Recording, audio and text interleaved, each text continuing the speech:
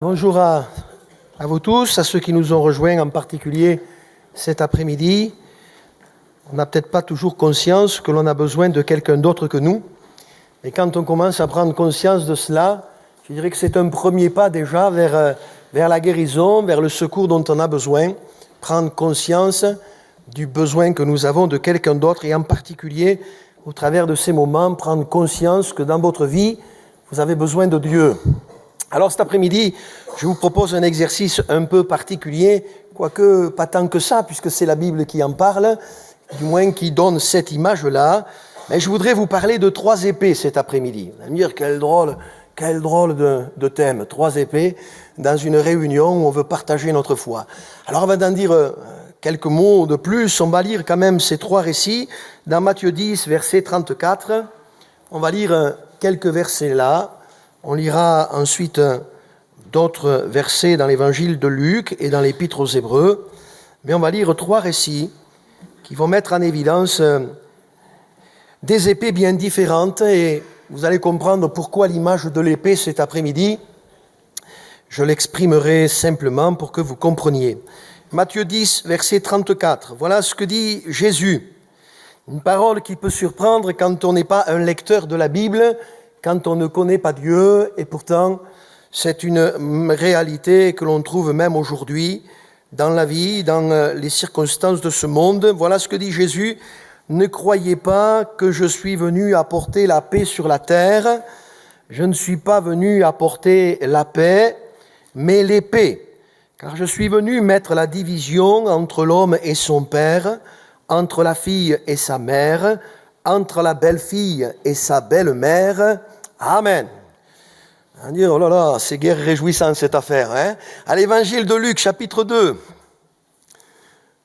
Je ne prône pas la guerre, vous allez vous en rendre compte. Hein? Heureusement. Hein? Luc 2, verset 35. Je reviendrai sur le contexte, on va lire le verset.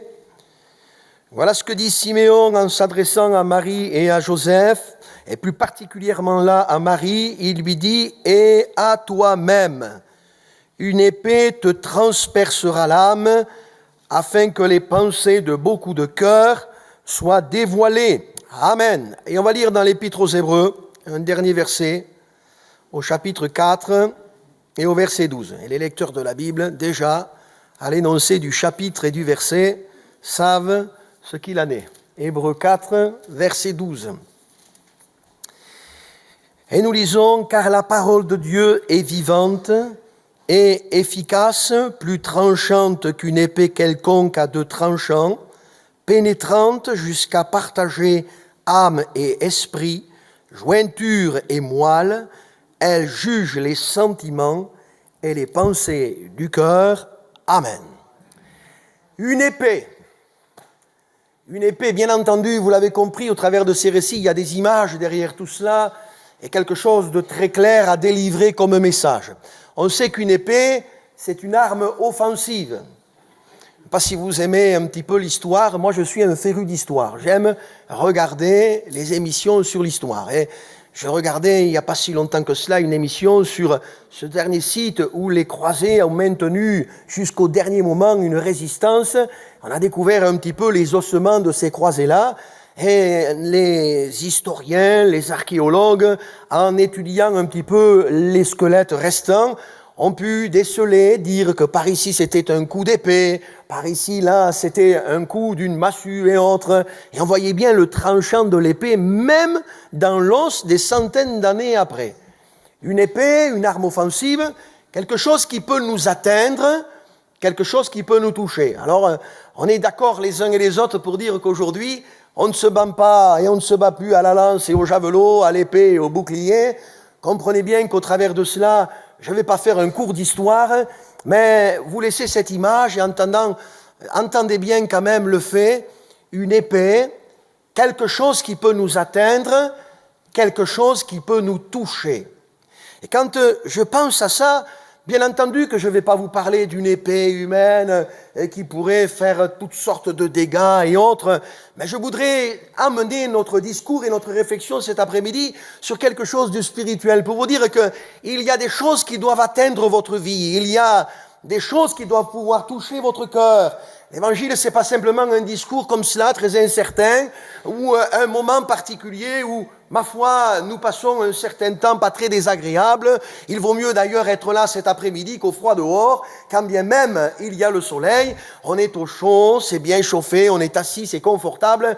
Mais au-delà du confort et de ces arguments-là, comprenez bien, au travers de ces moments, nous voudrions que vous vous laissiez atteindre ou toucher par les images que représentent ces épées dans nos textes-là. Alors, qu'est-ce que je veux dire par là? Dans le premier texte, il est question d'une épée, et Jésus a dit, et ça peut surprendre, qu'il n'était pas venu apporter la paix. Pourtant, on sait, quand on lit la Bible, que Jésus, c'est le prince de la paix. Celui qui a dit, je vous laisse la paix, je vous donne ma paix. Je ne vous donne pas comme le monde donne. Ça veut dire que la paix que Jésus propose, celle du cœur, n'est pas une paix circonstancielle. La paix qu'il veut nous laisser, nous accorder, est une paix intérieure, celle d'avoir fait la paix avec Dieu, en comprenant, en réalisant certaines choses que je vais dépeindre devant vous cet après-midi. Mais quand on comprend cela, on se dit, mais pourquoi Jésus a-t-il eu besoin de préciser qu'il n'était pas venu sur la terre apporter la paix, une paix qu'il allait établir au milieu des hommes pour qu'il n'y ait plus de guerre, de problèmes entre eux, de divisions et autres, mais il est venu apporter l'épée.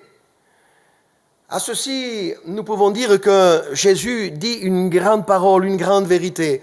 C'est que quand l'évangile est prêché, quand le témoignage est rendu, on sait par expérience que cela n'unit pas et souvent ça oppose ceux qui se laissent persuader et qui mettent leur foi dans le message de l'Évangile, et ceux qui s'opposent à ce message-là, ou encore restent indifférents parce qu'ils mettent en avant le fait que l'Évangile, ce n'est pas pour eux, du moins pour certains en tout cas, pas pour le moment.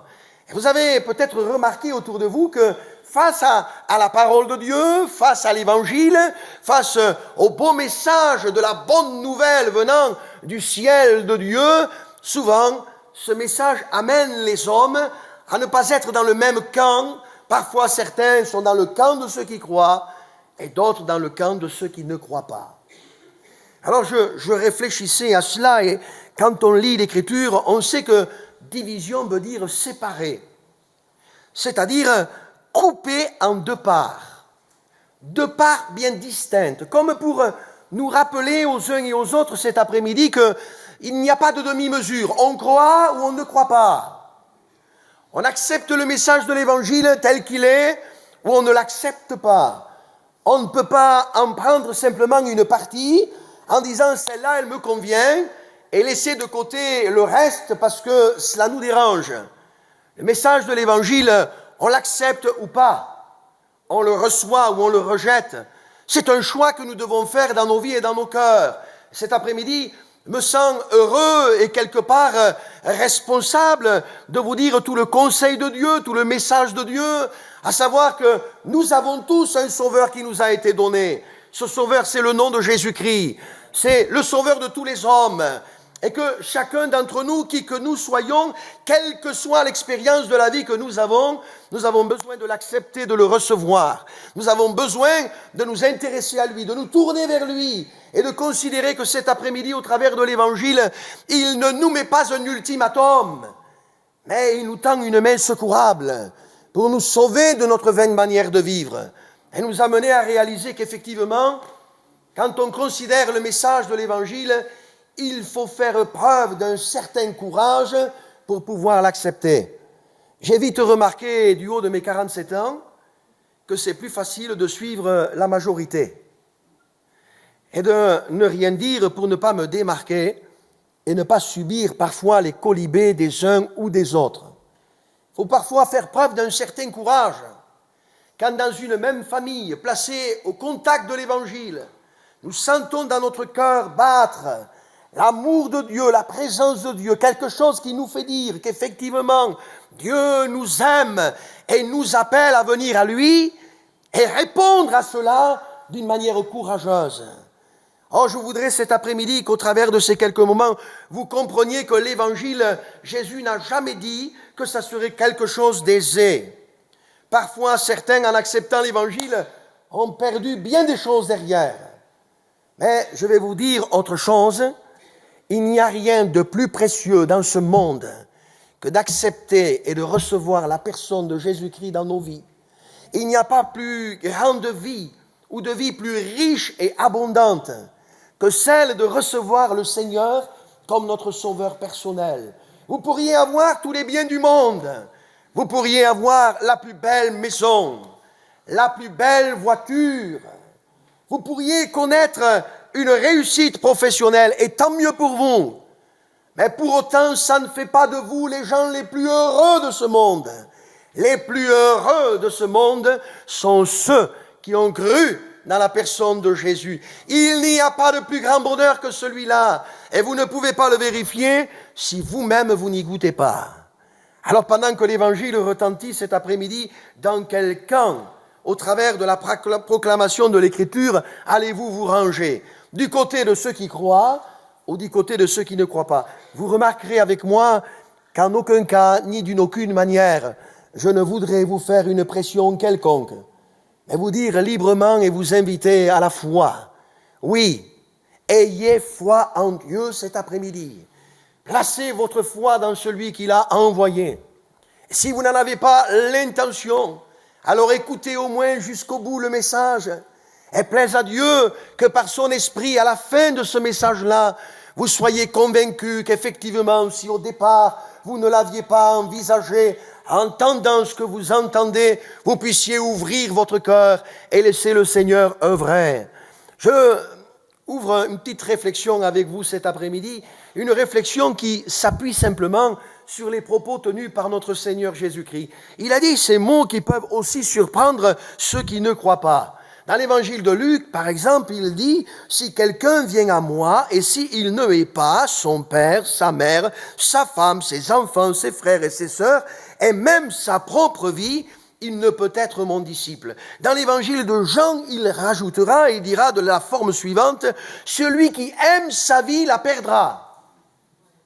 Mais celui qui ait sa vie dans ce monde la conservera pour la vie éternelle. » Voyez-vous, quand on est placé devant l'évangile, il y a une séparation qui doit se faire entre la vie qui est la nôtre dans ce monde ou qui était la nôtre jusqu'à maintenant et la vie que Dieu nous propose, que l'on appelle la vie éternelle. C'est une vie qui vaut la peine de connaître, qu'il faut à tout prix laisser entrer dans notre vie, dans notre être. Sinon, j'aime dire à ceux que je rencontre que nous ne vivons pas, tant bien que mal, nous essayons de garder la tête au-dessus de l'eau. Nous existons plus que ce que nous vivons, mais Jésus est venu afin que les brebis, ces brebis, elles aient la vie et qu'elle l'ait dans l'abondance. Quelle est la teneur de ta vie? Je ne peux, moi, y répondre. Tu es le seul capable ou la seule capable de dire si effectivement ce que tu vis, c'est une vie riche, c'est une vie heureuse, c'est une vie abondante. En tout cas, comprends. Loin de te rejeter, Dieu t'invite peut-être à regarder la vie d'ici-bas et même ta propre vie comme quelque chose vraiment d'éphémère, de vaniteux. Et de considérer que peut-être tu as besoin d'abandonner cela.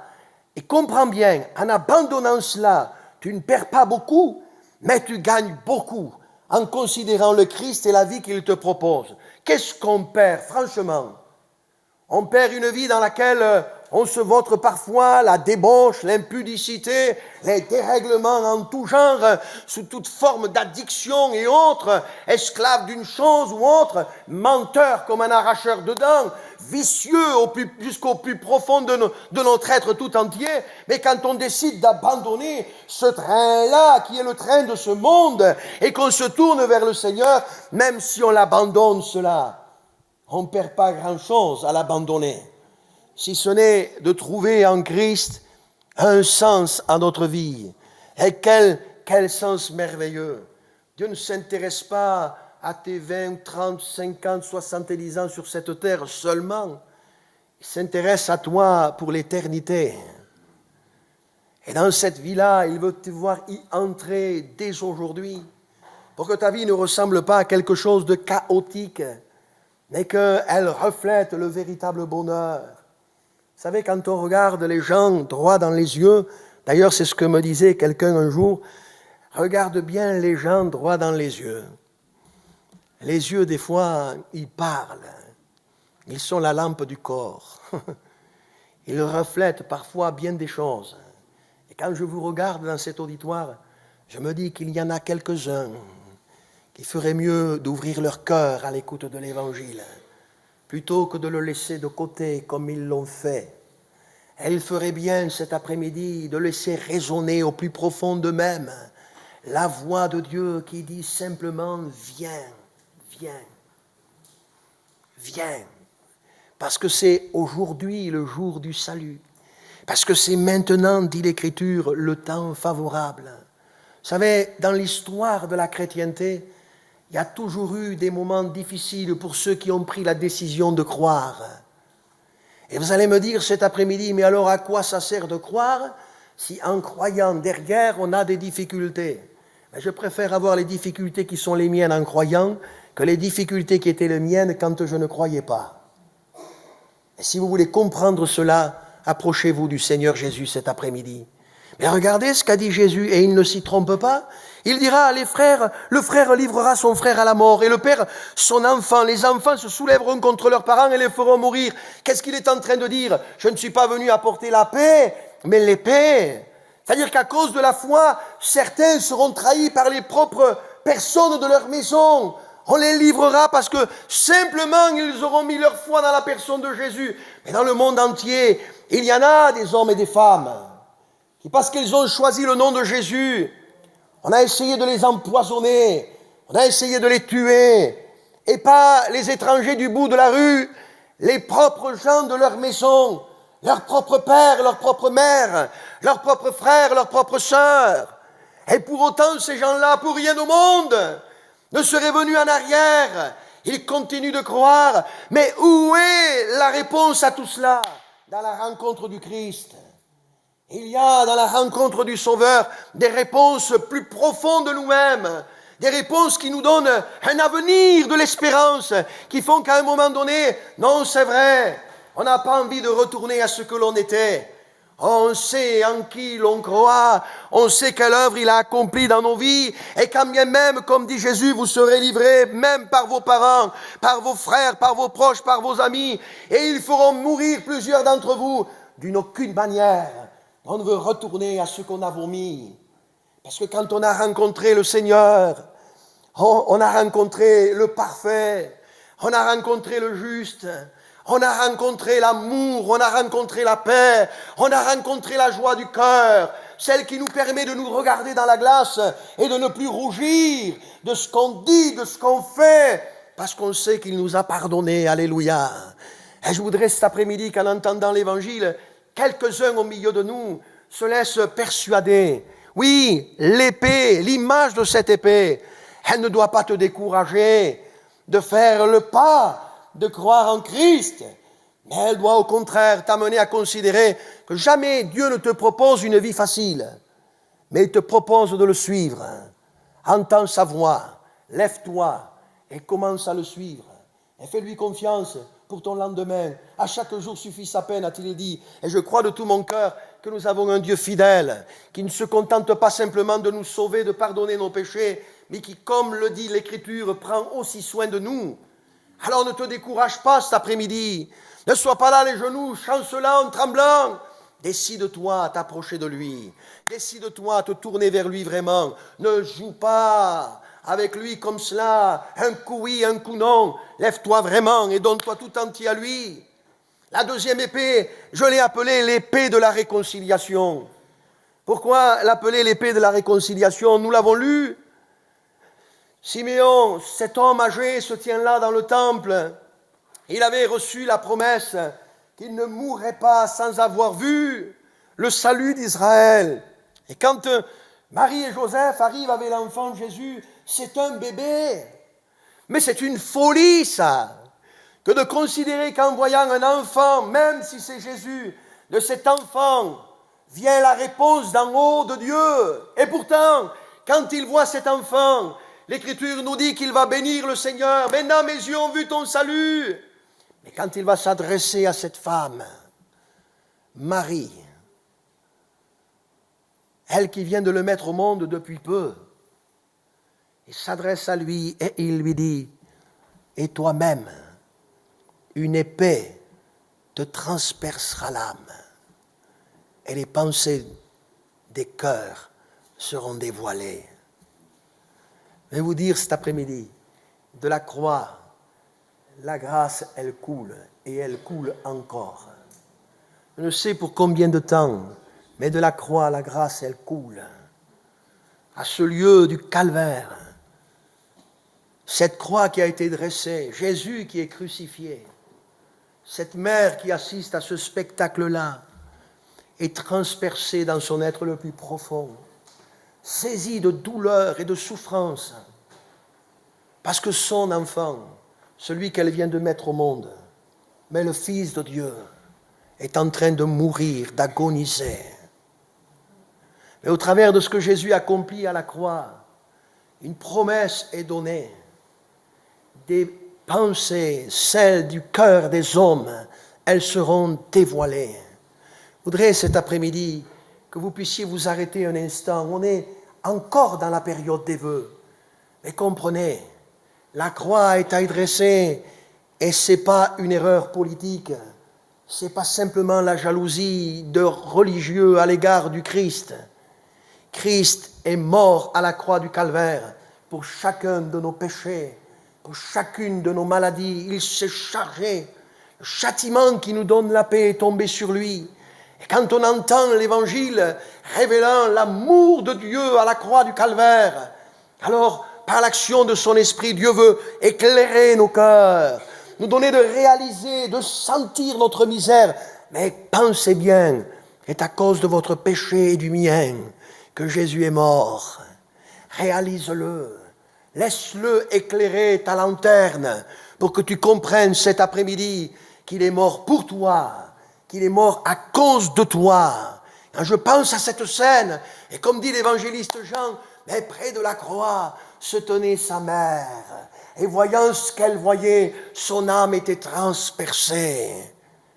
Quelle mère aurait pu rester indifférente voyant son propre fils agoniser? Mais Dieu ne serait pas Dieu si, voyant l'état dans lequel étaient les hommes, par amour, il n'ait pas envoyé son propre fils pour mourir à notre place. J'ai envie de vous dire ce soir, oui, la croix a été pour certains un spectacle, mais quel spectacle bouleversant, quel spectacle touchant, d'un Dieu qui manifeste son amour. Il a prouvé, dit la Bible, son amour envers nous, en ce que lorsque nous étions encore des pécheurs, Christ est mort pour nous. Entends-le et applique-le à ta personne. Il est mort pour toi. Pour quelle raison? Parce qu'il t'aime. Alléluia. Et au travers de cela, j'aimerais que ton cœur soit déchiré, qu'il y ait une action de Dieu dans ta vie, et que tu puisses, comme ces hommes qui étaient là et qui assistaient ces femmes en foule à ce spectacle, te frapper la poitrine en comprenant combien tu as été aimé alors que tu es haïssable dans ce que tu es, dans ce que tu dis. Il t'aime malgré tout pour te sauver, pour te pardonner, pour te libérer. Oui, une épée a transpercé l'âme de cette femme, mais la mort de Jésus n'est pas vaine. Il est ressuscité, vivant au siècle des siècles. Il a effacé l'acte qui nous condamnait. Il a dépouillé les dominations, les autorités. Il les a livrés en spectacle à la croix, alléluia, pour que nous, cet après-midi, nous ne restions pas là, tranquillement assis sur notre chaise, comme si ce n'était rien. La croix du calvaire, quel spectacle, mes amis. Comprenez combien vous avez été aimés. Comprenez combien vous êtes aimés. Aimés de Dieu. Et cessez de dire, mais où est Dieu dans tout ça? Il était à la croix pour toi. Il est vivant et présent ici pour toi, pour que tu découvres combien il t'aime. Une épée te transpercera l'âme. Ça m'amène rapidement à arriver à ma troisième épée. Cette épée que l'on trouve dans l'Épître aux Hébreux, qui est présentée comme une épée quelconque à deux tranchants. C'est l'image de la parole de Dieu. Elle est vivante, elle est efficace, plus que la voix d'un homme qui s'élève. Quand la parole de Dieu est proclamée, elle prêchée, elle pénètre. Elle pénètre. Quand une épée pénètre, hier, une vitre m'a pénétré, un peu. Vous le sentez bien, ça, quand ça rentre. Ça se sent. Quand l'épée, elle pénètre, ça se sent, ça fait mal parfois. Quand la parole de Dieu est annoncée, qu'elle est proclamée, ça fait mal de sentir sa misère. Sentir au plus profond de nous-mêmes qu'on est tordu. Excusez-moi l'expression, que l'on est pourri de l'intérieur. Qu'on est quelqu'un de mauvais par nature. Ça fait mal de voir l'état dans lequel on est. La parole de Dieu, comme un miroir, elle reflète la noirceur de nos vies et de nos cœurs. Mais en même temps, j'ai envie de vous dire, quand la parole de Dieu pénètre, elle est à double tranchant, elle révèle le cœur du Père. Elle révèle l'amour de Dieu. Je me suis rappelé ma conversion et je me dis, voilà ce que j'ai vécu, sentant ma misère, mon péché, me jetant au pied du lit, demandant pardon à Dieu pour cet être misérable que j'étais. Mais en même temps, et c'est incompréhensible, c'est une folie, sentir que Dieu m'aimait comme j'étais. Mais je ne peux pas aimer quelqu'un que je trouve abject, rejetable, méprisable. Ce n'est pas dans ma nature d'homme, ça. Mais Dieu m'aimait à moi. Ça bouleverse, ça nous touche, ça nous met à nu. On ne cache plus rien. On est comme cette femme à la perte de sang. On se sent dévoilé. Qui m'a touché? On est pourtant seul, j'étais seul dans ma chambre, et on est là, on a l'impression que tout est à nu dans nos vies, que tout est là, et c'est clair, c'est limpide, on ne peut plus rien cacher. Pourtant, même avant, c'était la réalité, mais là, on en prend conscience. Et alors, on pleure sur notre misère, on pleure parce qu'on sent que Dieu nous aime et qu'il remet notre dette. On se lève ce jour-là, on est pardonné. Un poids sort de nos vies et de nos cœurs. Est-ce que tu es cette personne avec ce poids encore sur ta vie et sur ton cœur?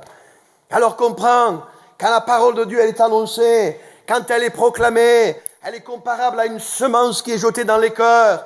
Mais ne sois pas comme un chemin piétiné, ou un terrain rocailleux, ou un endroit où il y a des épines, les soucis présents, l'envie, les richesses de ce monde. Laisse Dieu t'interpeller. Dieu parle encore aujourd'hui. Tantôt d'une manière, tantôt d'une autre. Et quand la parole de Dieu est prêchée, et qu'elle nous révèle combien nous sommes aimés, et qu'elle révèle ce message merveilleux, Dieu est amour, alléluia. Alors laisse de côté tes raisonnements, laisse de côté tes pensées, et vis ce que tu as à vivre avec lui. Laisse-le te convaincre que ce message, c'est le message que Dieu t'adresse à toi cet après-midi. Vous savez, dans l'Écriture, il y a des circonstances quand même, je ne sais pas ce qu'on aurait fait nous. Je vous en livre deux. La première, c'est celle de ce moment où les disciples reviennent de la nuit, ils n'ont rien pris. Jésus monte dans la barque, il s'éloigne un peu du rivage, il enseigne la foule, puis il dit à Pierre, jette les filets. Seigneur, toute la nuit, nous avons péché et nous n'avons rien pris. Mais sur ta parole, entends bien, sur ta parole, je jetterai le filet. La parole de Dieu, elle est vivante. Ce que je partage avec vous cet après-midi, ce n'est pas mes convictions, c'est simplement l'Écriture. C'est simplement la Bible. Mais sur cette parole que nous avons lue cet après-midi, lève-toi et crois. Lève-toi et approche-toi de lui. Lève-toi et donne-lui ta vie, donne-lui ton cœur.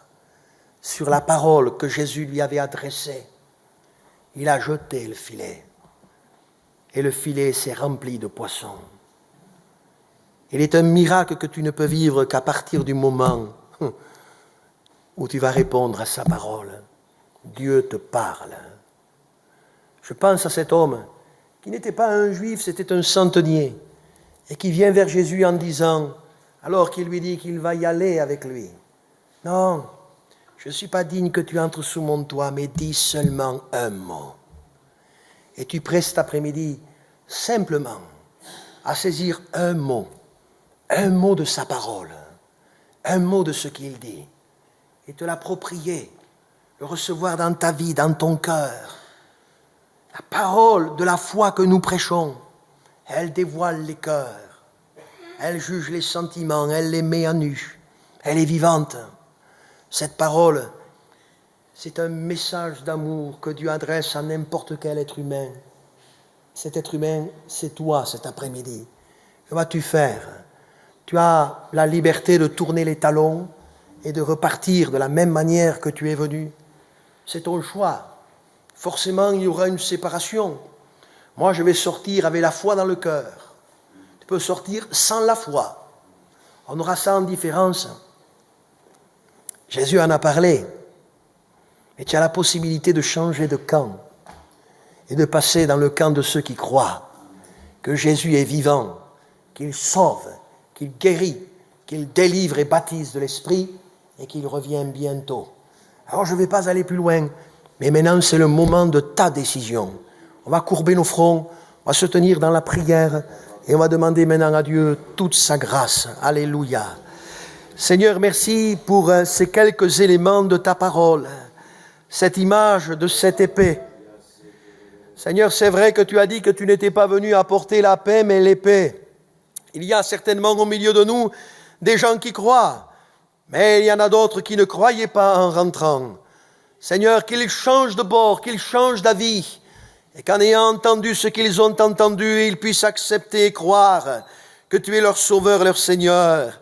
Seigneur, il y a cette épée de la réconciliation à la croix. Tu as renversé le mur de séparation. Seigneur, tu nous as réconciliés avec Dieu par le sang de la croix. Que plusieurs au milieu de nous réalisent que ce n'est pas par leurs œuvres, mais parce que tu as accompli à la croix et par la foi que nous plaçons en toi et en ton œuvre à la croix, que nous sommes sauvés. Seigneur, agis s'il te plaît et bénis au milieu de nous ceux qui ont entendu ce message. Je le crois, ta parole, elle ne retourne pas à toi sans avoir accompli son effet dans les cœurs. Merci de susciter la repentance, cette tristesse qui nous pousse à te demander pardon, parce qu'on prend conscience du mal qu'on t'a fait à cause de notre péché. Bénis ces amis et sauve-les maintenant, au nom de Jésus. Amen.